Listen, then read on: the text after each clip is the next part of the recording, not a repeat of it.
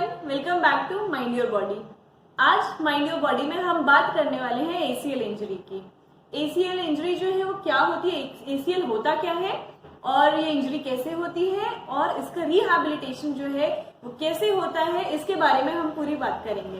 तो चलिए शुरू करते हैं हमारा आज का वीडियो।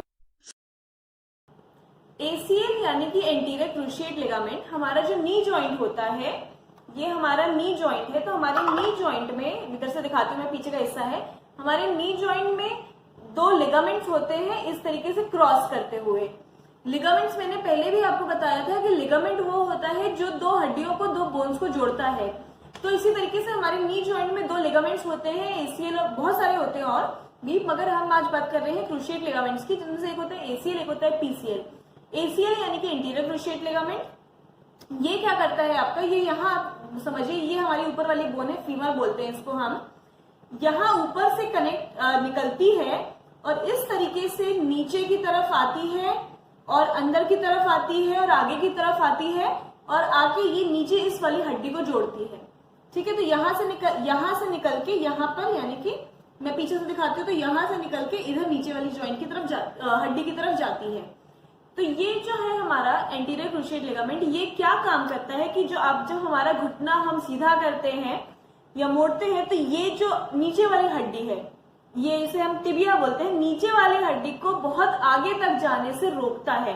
जब हम घुटना अपना सीधा कर रहे होते हैं तो हमारा ये जो नीचे वाली हड्डी है ये ऐसे आगे की तरफ मुड़ती है। घुटना हमारा, अब देखिए, ऐसे मुड़ा हुआ है, सीधा होगा। अभी तो ये ऊपर से हो रहा है, पर अगर नीचे से सीधा होगा तो हमारा ये पैर आगे की तरफ जाएगा, तो इस वाली हड्डी को बहुत ज्यादा आगे जाने से रोकता है ये लिगामेंट। इसे हम बोलते हैं एंटीरियर क्रूशिएट लिगामेंट। अब इसकी इंजरी जो है वो कैसे होती है? नॉर्मल सबसे कॉमन इंजरी जो होती है वो स्पोर्ट्स में होती है, जैसे कि आपकी फुटबॉल हो गया, आपका डीजे डाउनवर्ड स्कीइंग हो गया, आपका बास्केटबॉल हो गया, या फिर जंपिंग हो गया। जो भी स्पोर्ट्स जिसमें भी आपको बार बार सडनली टर्न करना पड़ रहा है, अपना डायरेक्शन चेंज करना पड़ रहा है, हाँ, या इस सारी स्पोर्ट्स में आपके इंजरी के चांसेस ज्यादा होते हैं। इसके अलावा ट्विस्ट हो गया, यानी कि आप एक जगह पे खड़े हैं और सडनली आपका ऊपर का घुटने से ऊपर वाला जो हड्डी ऐसे टर्न हो गया, नीचे का वहीं रहे। तो इस तरीके की जो भी ट्विस्टिंग मूवमेंट्स होती हैं उसकी वजह से जो है हमारी इंजरी हो सकती है एसीएल लिगामेंट की। अब एसीएल लिगामेंट की अगर इंजरी हो गई, एज यूजुअल लिगामेंट की इंजरी होगी तो वो ग्रेड 1 हो सकते, ग्रेड 2 हो सकते, ग्रेड 3 हो सकते। ये सब चीजें मैंने आपको एंकल स्प्रेन में भी बताया था। आप ग्रेड 1 2 3 उसमें देख सकते हैं कि क्या होता है। मैं उसका लिंक जो है वो नीचे डिस्क्रिप्शन बॉक्स में डाल दूंगी।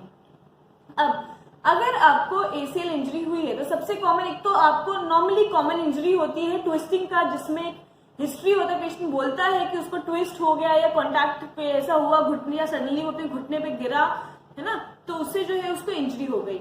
उसके अलावा पेशेंट के दर्द हो रहा होता है, कॉमन है कि दर्द हो रहा होता है, हो सकता है सूजन भी हो जाए उसको। एक काफी कॉमन सिम्टम जो हम बोलते हैं, कंप्लेन होती है कि पेशेंट को ऐसा लगता है कि उसका जो पैर है वो आगे की तरफ भाग रहा है। जैसे कि मैंने भी आपको बताया कि लिगामेंट का काम है कि जब हम पैर सीधा करते हैं तो वो हड्डी को ज्यादा आगे ना जाने दे, पर जब वो लिगामेंट की इंजरी हो जाएगी तो उस मूवमेंट को, इंटीरियर ट्रांसलेशन को कोई रोक नहीं पाएगा।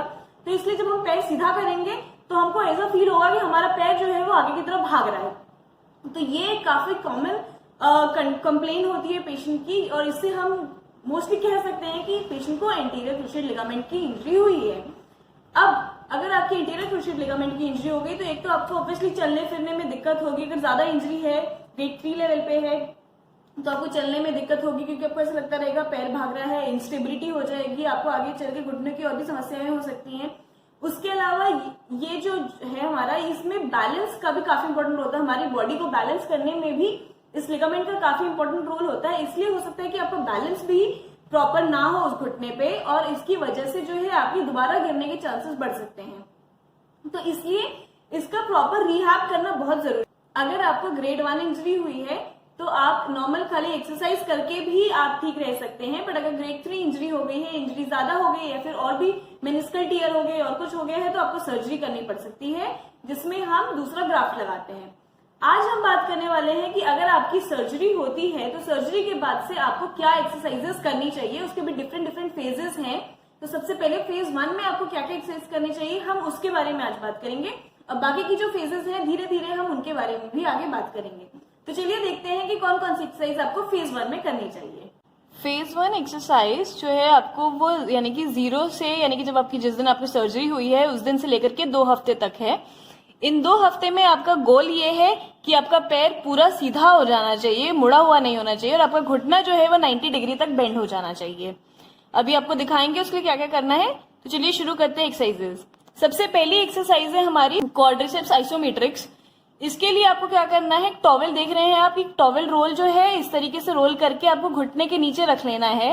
अब आपको अपने पंजे को ऊपर खींचते हुए अपने घुटने को नीचे प्रेस करना है इस तरीके से, और घुटने से प्रेस करके उसको अगर हो सके तो कुछ सेकंड के लिए होल्ड करना है। अगर नहीं होल्ड हो पाते तो शुरू में रिलैक्स करिए और धीरे धीरे कोशिश करिए कि उसको कुछ सेकंड तक होल्ड कर पाए। अगर हो सके तो 5 सेकेंड्स 10 सेकेंड्स तक उसको होल्ड करिए, फिर रिलैक्स करिए। इस तरीके से आपको 10 रेपिटेशंस करनी है। ये हो गई आपकी फर्स्ट एक्सरसाइज। सेकेंड एक्सरसाइज है आपकी आइसोमेट्रिक हैम्स। उसके लिए आपको ये टॉवेल जो है अब अपनी एंकल के नीचे रखना है। वही रोल ले लीजिए, इतना मोटा लगभग होना चाहिए, बहुत पतला भी नहीं लेना है, बहुत मोटा भी नहीं। इस तरीके से अपनी एंकल के नीचे रख के अब अपने पंजे को ऊपर की तरफ खींचते हुए और अपनी एंकल से यानी कि अपनी हील से नीचे की तरफ टॉवेल को दबाना है इस तरीके से दबा के उसको कुछ सेकंड के लिए होल्ड करिए अगर हो सके तो, और फिर उसके बाद से रिलैक्स करिए। ये हो गई हमारी दूसरी एक्सरसाइज। थर्ड एक्सरसाइज है हमारी SLR, that is straight leg raise. उसमें पैर पूरा सीधा रखते हुए बिना घुटने को मोड़े पंजे को ऊपर की तरफ खींचते हुए आपको अपना पैर जो है वो सीधा ऊपर उठाना है इस तरीके से। जितना हो सके उतना ऊपर उठाना है। देख रहे हैं आप घुटना बिल्कुल सीधा है, कोशिश करनी है कि घुटना को सीधे रखें अपने जितना हो सके। ये एक्सरसाइज आपको शुरू में ब्रेस के साथ करनी है, आपको ब्रेस दिया जाएगा, वो पहन के आपको ये एक्सरसाइज करनी है। इस तरीके से सीधा ऊपर उठाना है और फिर नीचे ले आना है। इसे आप 3 प्लेन में कर सकते हैं। एक बिल्कुल स्ट्रेट जो है आप सीधा उठा रहे हैं, उसके बाद से पैर को जो है थोड़ा सा अंदर की तरफ करके और हिप जॉइंट से पैर अंदर की तरफ करके तब सीधा उठाइए, और बाहर की तरफ करके उठा सकते हैं। अभी आप देख रहे हैं वीडियो में ये अंदर की तरफ करके उठा रहे हैं, अब ये बाहर की तरफ करके इन्होंने पैर सीधा ऊपर उठाया। जितना हो सके उतना पैर जो है आप ऊपर उठाइए, कोशिश करनी है घुटना सीधा रखने की। शुरू में हो सकता है किसी के असिस्टेंस की जरूरत हो, धीरे धीरे आप ये एक्सरसाइज खुद से करने लगेंगे। उसके अलावा मैंने आपको बोला कि आपका घुटना जो है वो 90 डिग्री तक मुड़ जाना चाहिए। उसके लिए एक एक्सरसाइज है हील स्लाइड। सीधा बेड पे लेट करके आपको अपने हील को बेड पे रखे हुए धीरे धीरे घुटने को मोड़ने की कोशिश करनी है। इस तरीके से आपको अपने हील को यानी कि अपनी एड़ी को ड्रैग करना है बेड पे या फ्लोर पे, जहां पे भी आप ये एक्सरसाइज कर रहे हैं। इस तरीके से बेंड करिए जितना हो सके, धीरे धीरे हर बार कोशिश करिए रेंज बढ़ाने की, और फिर सीधा करिए। आराम आराम से मूवमेंट करनी है, जल्दी जल्दी नहीं करनी है, और हर बार कोशिश करनी है कि आप अपनी रेंज जो है नी की वो थोड़ी थोड़ी बढ़ाएं। आप देख रहे हैं कैसे आराम से, बिल्कुल आराम से मूवमेंट हो रही है। इससे आपके ऊपर कोई स्ट्रेस भी नहीं आएगा। और ये एक्सरसाइज करने के लिए आपको अपना ब्रेस निकालना पड़ेगा। जब आपकी सर्जरी होगी तो आपका पैर जो है वो पूरा सीधा भी नहीं होगा और आपको मोड़ने में भी दर्द होगा। तो आपको क्या, पर फिर भी आपको मोड़ना है उसको, क्योंकि 2 हफ्ते के अंदर आपको कोशिश करनी है कि आपका घुटना जो है वो 90 डिग्री तक, यानी कि इतना, जब आप किसी ऊंची हाइट की चेयर पे या बेड पे बैठे तो आपका घुटना इतना मुड़ा हुआ होना चाहिए। तो आप क्या कर सकते हैं कि इस तरीके से आपको ये एक्सरसाइज जो है आपको ब्रेस निकाल करके करनी है। आपका घुटना हल्का सा मुड़ा हुआ है, इतना है। कोशिश करनी है कि किसी को बोलेगा नीचे हाथ लगा ले ताकि आपको सपोर्ट मिल जाए, और आप धीरे धीरे अपने पैर को, इन मसल्स को लूज छोड़ के, और कोशिश करिए अपने घुटने को धीरे धीरे नीचे की तरफ मोड़ने की। जैसे जैसे आप मोड़ते जाएंगे आपको मूवमेंट जो है वो आसान लगती जाएगी। हो सकता है कि फर्स्ट टाइम आप करें तो आपका इतना मुड़े, उसके बाद से सेकंड जब आप करें तो धीरे धीरे और मुड़े। और इस तरीके से किसी को हेल्प चाहिए आपको, क्योंकि अभी नीचे जो है किसी का सपोर्ट रहेगा तो आपको कॉन्फिडेंस रहेगा और आप अपनी मूवमेंट जो है अपने पैर को, मसल्स को आराम से रिलैक्स छोड़ पाएंगे अपना पैर नीचे जाने के लिए।